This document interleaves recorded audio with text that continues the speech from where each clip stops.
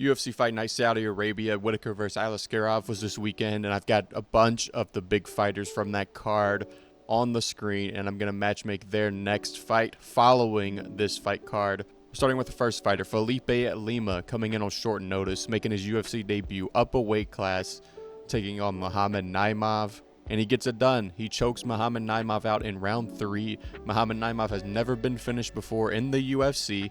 Felipe Lima went out there and choked him out in round 3. Huge win, up a weight class on short notice in his UFC debut. So I've got him down at bantamweight, and I've got an absolute banger for Felipe Lima. Felipe Lima is a dangerous kickboxer, super quick on the feet. So I've matched him up here with Adrian Yanez. I think this would be a great fight. Adrian Yanez, a great boxer. Felipe Lima, a great kickboxer. This would be an awesome stand-up fight. Adrian Yanez coming off a win. They gave him a layup, and he's just outside of the rankings. I think that's a good spot for Felipe Lima to come in. I mean, he just came in on short notice and beat a guy like Muhammad Naimov. So why not give him a guy just outside the rankings in Adrian Yanez? And I think that would be a really fun fight to watch too. Two really good strikers. One's a really good kickboxer, one's a pretty good boxer. And I think it's a winnable fight for both of them. But yeah, I would love to see that one. Next fighter I have on here is Johnny Walker. Mr. Chinny Boy himself. Got chinned once again into a Looney Tunes animation, as he always does. Johnny Walker can never get put away peacefully. He's always got to go out in the most brutal fashion possible. And you know what? I've got a banger cooked up. Hear me out on this one. Hear me out. Johnny Walker, Mr. No Chin Walker, put him up against Dominic Reyes. Battle of the chins. Two of the chinniest chins in the UFC. Dominic Reyes coming off a big win over Dustin Jacoby. Maybe the chin's back. I think this would be a really fun fight. Another good striking fight. Johnny Walker could mix in the grappling if he doesn't want to get put into another Looney Tunes animation for once. But Johnny Walker, his boxing is just not there. And it's really weird because he's 6'6". You'd think he'd be able to use that reach. And you'd think he'd have a good jab and a good front kick. But it's like he's fighting like he's 5'8" in a 6'6" frame. So Dominic Reyes would have openings in the boxing, and I think he could chin Johnny Walker. But Johnny Walker's so explosive and so dangerous. You know, Dominic Reyes has proven, you know, he doesn't have that great of a chin either. So this is kind of a fight whose chin's going to go first. Dominic Reyes has a chance to push back up into the rankings after slipping down all these years. Johnny Walker coming off back-to-back losses. It's time for him to fight down a little bit. I like this matchup a lot. Two of the chinniest chins in the UFC. Put them together. Let's see what happens. Next fight, I have the winner of that fight, Volkan Oezdemir. Now, Volkan Oezdemir just brutally chinned Johnny Walker once again. Put him in his goofy goober animation. But Volkan Oezdemir, he's getting a little older. He's coming off a win. So I think you push him up the rankings a little bit. I think you give him Jamal Hill when Hill is ready to come back. You know, Hill was already willing to fight Khalil Roundtree down the rankings, Carlos Ulberg down the rankings. So I'm sure he'd have no problem accepting a fight with Volkan Oezdemir, and I think it's a winnable fight for him. This would be a really good boxing match. Two pretty good boxers. I would favor Jamal Hill in this one, but it gives Volkan Oezdemir a chance up the rankings, and it gives Jamal Hill a winnable fight for him where he really needs his confidence back after getting chinned brutally in round 1 by Alex Pereira. Matchup where both of these guys brutally chinned Johnny Walker. You know, Jamal Hill had the most impressive Looney Tune animation out of Johnny Walker, where he flailed backwards cartoonishly. Volkan Oezdemir is the most recent murderer of Johnny Walker. So put the two Johnny Walker murderers together. I like this fight a lot. Next fighter, I have Shara Magomedov. Shara Bullet coming off a win over the NPC bot himself, Antonio Tricoli, where Tricoli just kind of stood there in front of him and did nothing. And Shara Bullet still kept him around until the 3rd round. So not an impressive win from Shara Magomedov. He should have went out there and smoked that guy in round 1. But nonetheless, I think this is a pretty easy matchup to make. This guy already called out Shara Bullet. Shara Bullet said he's down for the fight.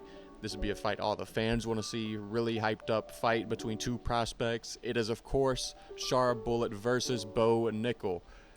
You got the elite striking, the elite kicks of Shara Magomedov versus the elite wrestling of Bo Nickel. But I like this one because both of these guys have unanswered problems, you know, like Has Shara Magomedov fixed the hole in his grappling? Is he able to stuff takedowns from a good wrestler? Can he get back up if he gets taken down by a guy like Bo Nickel? And Bo Nickel, against Cody Brundage at UFC 300, he didn't look that impressive in the wrestling. So he still has questions to answer. Can he take down guys better than the bottom of the barrel, like Val Woodburn, like Cody Brundage? Shara Magomedov is at least a little bit of a step up, even though he doesn't have great takedown defense. If he can go out there and ragdoll a guy whose name ends in V, his hype would go through the roof. Even if Shara Magomedov doesn't have the best takedown defense, that's still a big win for Bo Nickel to have on his resume, and it's also a big win for Shara Magomedov to have on his resume if he were to get it done. Next up, we have the co-main event. Start with the loser, Sergey Pavlovich. Now, Sergey Pavlovich got absolutely embarrassed by Alexander Volkov, picked apart at range for 15 minutes. Face is disfigured, absolutely unrecognizable. He lost all of his aura. He lost some of it against Tom Aspinall, but now Volkov snatched the rest of it. Pavlovich minus 1,000 aura. So what do you do with a guy who lost all of his aura? You got to find a guy who has even less aura than him. Who could possibly have less aura than Sergey Pavlovich after getting embarrassed and then being a sore loser after getting embarrassed for 15 minutes? Who has less aura than that? Jailton Almeida. Jailton Almeida, he has the reputation for being boring, even though he's really not that boring. He had one boring fight against Derek Lewis, but I think this is a good fight. Jailton Almeida, Sergey Pavlovich. Pavlovich has lost 2 in a row. He think he needs to fight down a little bit. Jailton Almeida coming off a win over Alexander Romanov, but before that lost to Curtis Blades. This would be an interesting fight. Jailton Almeida's stand-up is not the best. He's very sloppy on the feet. This is a very winnable fight for Sergey Pavlovich. He can definitely catch Jailton Almeida on the feet 100%. Jailton is there to be hit. But for Jailton Almeida, this is also a winnable fight for him, because if he can take down Sergey Pavlovich, I'm not sure that Pavlovich can get back up, and I'm not sure that he wouldn't get submitted by Jailton Almeida. So I like this a lot. You got a submission guy, wrestler, versus a power puncher, absolute meathead with power in his hands. I think this would be a really good fight. I think someone would get finished 100%. I think Jailton subs him or Pavlovich KOs him. One of two ways. But I think that's a really good fight. And for the winner, Alexander Volkov. I know people are saying Cyril Gane. No, we don't need to give Cyril Gane a top fight. He keeps ducking everyone. He wants a title shot. So don't give him a title eliminator. Fuck Cyril Gane. He can go to the back of the queue. I don't care what you do with Cyril Gane, but keep him away from the top of the rankings. So for Alexander Volkov, I have him fighting the loser of Blades versus Aspinall. Volkov has already lost to both of these guys. Aspinall subbed him, but he lost to Blades way back in 2020. I think that would be a completely different fight now. I do think the loser will be Blades, so I think it would be Volkov versus Blades. And I think I would favor Volkov in this fight. He looks way better. He's much better at keeping his range. He's got a really nice jab, a really nice front kick, and it would be tough for Curtis Blades to get him to the ground. Volkov is one of the few heavyweights that can actually wrestle and has anti-wrestling. So I think this would be a really fun fight to watch too. And fuck Cyril Gane, he doesn't deserve a top contender. So keep him out of any of those talks. Main event, we have the loser, Ikram Aliskerov. He got brutally chinned by Robert Pillowhands Whittaker. Put him out cold with an uppercut in less than 2 minutes in the first round. Yikes. Not a good look. Lost all of his aura, just like Sergey Pavlovich. So you got to move him way down the rankings. I mean, he was taking a huge jump up in the first place. He was coming off a win over Warley Alves, and now he's fighting Robert Whittaker. So you got to move him back down. I think you move him just outside the rankings, and I say we rebook a fight that was already booked. Put him back up against Andre Muniz. Let's see if he can beat someone just outside the rankings, because we don't know that. You know, we know he can beat bottom of the barrel Warley Alves and Phil Hawes, but can he beat a guy that's teetering top 15 and has been like top 10 before in his career? So I think this would be a fun fight. Andre Muniz, dangerous on the ground, dangerous submission artist. We'll really see Aliskerov tested against, a borderline top 15 guy in the UFC. Let's see how he does in that range. And if he loses that, maybe he's just meant to crush cans for his entire career. And the winner of the main event, Robert Whittaker, brutally KOs Ikram Aliskerov in under 2 minutes. First KO win since 2017 for Robert Whittaker. Huge win.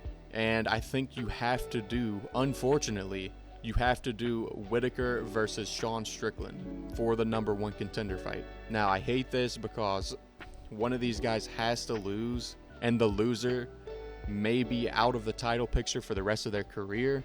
I mean, if they lose, they're going to have to win 2 more, and then they're going to be, 35 at that point, 36. So it sucks because it's all Israel Adesanya's fault. He's taking the title shot from deserving contenders and wasting their prime by making them wait for him to fight for his undeserved title shot. So whoever loses, I mean, they're going to lose valuable time of their prime because they're going to have to go back on a win streak to earn that title shot. But, I mean, you have to do it. There's no other fight to make. They can't both sit out and wait for title shots. So I think you got to do Whittaker versus Strickland. And this is a fight I want to see. I think this would be a really fun fight. Now, Strickland does have good defense, but Whittaker is really quick on the feet.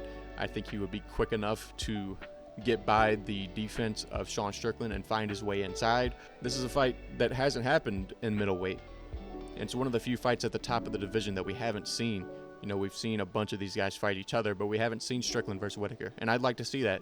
And it's for a title shot. That one's a no-brainer. Everyone knows that that's probably next, unless they both sit out for a title shot, which I doubt.